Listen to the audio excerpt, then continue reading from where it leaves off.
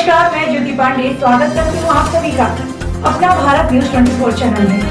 और उधर मथुरा में भगवान श्री कृष्ण के 5248वें जन्म उत्सव की तैयारी को लेकर उत्तर प्रदेश के उप मुख्यमंत्री दिनेश शर्मा ने मथुरा का किया दौरा, जहां उन्होंने पीडब्ल्यूडी गेस्ट हाउस पर पत्रकारों से वार्ता करते हुए बताया कि मथुरा और आगरा पर कोरोना वायरस के बढ़ते संक्रमण को लेकर उन्हें मॉनिटरिंग करनी है। साथ ही साथ मथुरा से भगवान श्री कृष्ण के लाइव जन्म उत्सव की जानकारी ली गई। श्री कृष्ण जन्मस्थान कमेटी के सदस्यों ने बुधवार को होने वाले कृष्ण जन्म उत्सव की तैयारी को लेकर उप मुख्यमंत्री दिनेश शर्मा को अवगत कराया। साथ ही उन्होंने बताया कि श्री कृष्ण जन्मस्थान बाहर से आने वाले लोग श्रद्धालुओं और भक्तों के लिए बंद रहेंगे, जबकि भगवान श्री कृष्ण के प्रकट उत्सव का आनंद अपना भारत 24 न्यूज पर ले सकेंगे।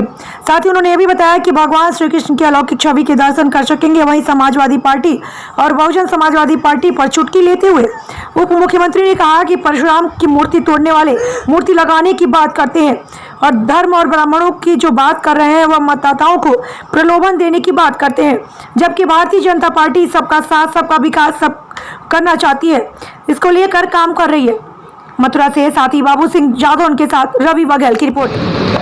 भगवान श्री कृष्ण की जन्माष्टमी उत्सव पारंपरिक तौर पे धूमधाम से मनाया जाता रहा है और पूरे विश्व में, भारतवर्ष में नहीं पूरे अन्य देशों में भी मथुरा के जन्मोत्सव की, कृष्ण जन्मोत्सव की चर्चा और उत्सुकता हमेशा रही है।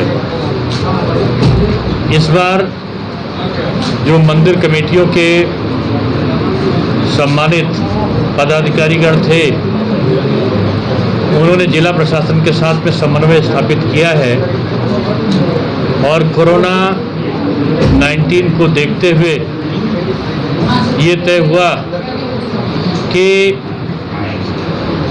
इस वर्ष मंदिरों की सजावट पूर्व की भांति करेंगे।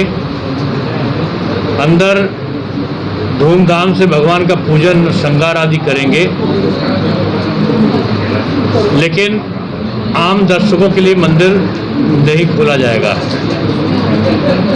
भगवान श्री कृष्ण जन्म स्थान से लाइव टेलीकास्ट की व्यवस्था रहेगी और जो जिला प्रशासन तय करेगा लाइव टेलीकास्ट के बारे में, उसका प्रोसीजर क्या हो, उसके अनुसार वहाँ से लाइव टेलीकास्ट होगा। जो अन्य स्थान हैं उनकी सजावट, जो अन्य मंदिर हैं उनकी सजावट जनता स्वयं अपने हाथ से लेने का निश्चय किया तमाम सामाजिक संस्थाओं ने, और कुछ जगह पर नगर निगम और विकास प्राधिकरण भी कुछ स्थलों को, चौराहों को सजाने का काम करेगा। सजावट रहेगी, मंदिर के अंदर पारंपरिक पूजन अर्चन का कार्यक्रम भी होगा, लेकिन बाहर आम दर्शकों के लिए मंदिर नहीं खुला होगा। वो लोग अपने अपने घरों पे भगवान श्री कृष्ण का जन्मोत्सव कार्यक्रम देखेंगे। इस प्रकार की व्यवस्था आज यहाँ पर जिला प्रशासन और मंदिर कमेटी के सम्मानित सदस्यों के साथ बैठक में तय हुआ है और मुझे खुशी है कि इसके पहले भी जब बैठक हुई थी तो तमाम जो मंदिर समितियाँ हैं, उनके जो प्रबंधकगण हैं, उन्होंने स्वेच्छा से कुछ ने तो 30 अगस्त तक बंद कर रखा है और कुछ इनके पट अभी भी बंद हैं। उन्होंने कृष्ण जन्मोत्सव के इस प्रचलित वर्तमान स्वरूप को स्वीकारा है और कृष्ण जन्मोत्सव को आम आवाम के लिए ना खोल के उनको दर्शन भाव लाइव टेलीकास्ट के माध्यम से हो और बाकी का पूजा अर्चन भोग वो पहले की तरीके से ही होगा, लेकिन सूक्ष्म अति सूक्ष्म कि मंदिर कमेटी के 10-15 लोग, 20 लोग, 50 लोग जो भी तय करेंगे, जिला प्रशासन तय करेगा। अति सूक्ष्म लोगों के साथ में पूजन अर्चन होगा और लाइव टेलीकास्ट सब लोग अपने अपने घरों से देख सकेंगे। ये व्यवस्था आज यहाँ पर तय करनी थी, तो उसके निमित्त मुझे यहाँ पर आना हुआ।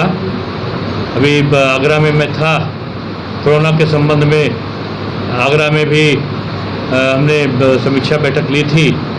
अभी मथुरा में भी कोरोना की तैयारियों के संबंध में समीक्षा बैठक ली है और कोरोना का संक्रमण पूरे प्रदेश में अपना विराट स्वरूप धारण किए हुए है।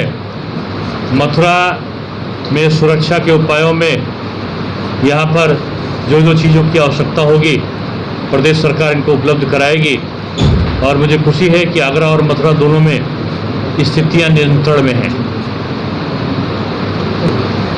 मूर्ति लगाने की बात करें, क्या कहें? देखिए, जिन्होंने ब्राह्मण समाज का तिरस्कार किया, तिलक तराजू और तलवार मारो जूते इनको चार करा, जिन्होंने भगवान परशुराम की मूर्तियों को तोड़ने का रिकॉर्ड कायम किया, ये आरोप समाजवादी पार्टी पर लगता आया है। और जिन्होंने जो केंद्र सरकार और केंद्र सरकार के द्वारा जो सामान्य वर्ग के लोगों को आरक्षण दिया गया उसका विरोध किया, वो लोग आज सामान्य वर्ग को आरक्षण देने के केंद्र सरकार के निर्णय के बाद अपने आप में घबराई हुई स्थिति में अपने को समझ रहे हैं और जनता को दिग्भ्रमित करने का दुष्प्रयास कर रहे हैं। मैं समझता हूँ कि जो बगुला भगत की स्थिति है जनता उसको जानती है और ऐसे लोगों को कई बार जो जाति की राजनीति करते हैं उनको जनता नकार चुकी है, क्योंकि सपा और बसपा का जन्म ही जाति के आधार पर हुआ है। एक जाति को नीचे दिखाना, किसी को आगे करना, किसी का अतिवाद करना और किसी को प्रताड़ित करना, यही इन दोनों पार्टियों का काम रहा है, जिनमें प्रत्यक्ष अप्रत्यक्ष रूप में कांग्रेस का सहयोग इनको मिलता आया है। आपने तो संजय सिंह कहते हैं कि दलित की वजह से राष्ट्रपति जी को अयोध्या मंदिर के उद्घाटन में नहीं बुलाया गया। उनको कामेश्वर चौपाल ने ईंट रखी, ये नहीं बताया शायद। उनको ये भी पता होना चाहिए था कि कामेश्वर चौपाल एक आम जिसको कहना चाहिए था कि जो समाज के निचले एकदम सामान्य क्षेत्र से जो जुड़कर आया है व्यक्तित्व, उसको स्थान दिया गया है।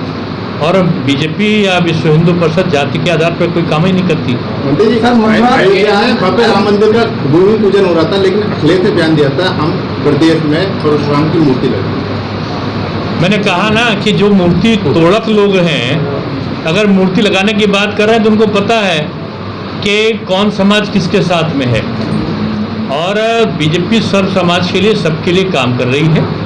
इसलिए ऐसे तत्व जो जाति के आधार पर राजनीति करना चाहते हैं उनको मुक्की खानी पड़ेगी। आपके मथुरा के बगल में ही फिरोजाबाद है, 4-4 बार एक स्थान पर मूर्ति तोड़ी गई थी परशुराम जी की, भगवान परशुराम जी की, और समाजवादी पार्टी के शासनकाल में तोड़ी गई थी। तो उदाहरण ज़्यादा दूर नहीं है। शर्मा को शहीद का दर्जा दिए जाने की मांग हो रही है और उनकी पत्नी को नौकरी के लिए कह रहे हैं, तो उस पर सरकार ने कुछ सोचा है क्या? ऐसा प्रस्ताव आएगा तो सरकार के पास प्रस्ताव आएगा तब इस पर विचार होगा। अभी मैं इसके बारे में नहीं कह सकता कुछ। अयोध्या के बाद मथुरा की बारी को साधु संत हैं जो इसकी रणनीति बना रहे हैं, इस तरीके से मांग कर रहे हैं। जी, अयोध्या के बाद मथुरा और काशी की बारी मुझे इसकी जानकारी नहीं है।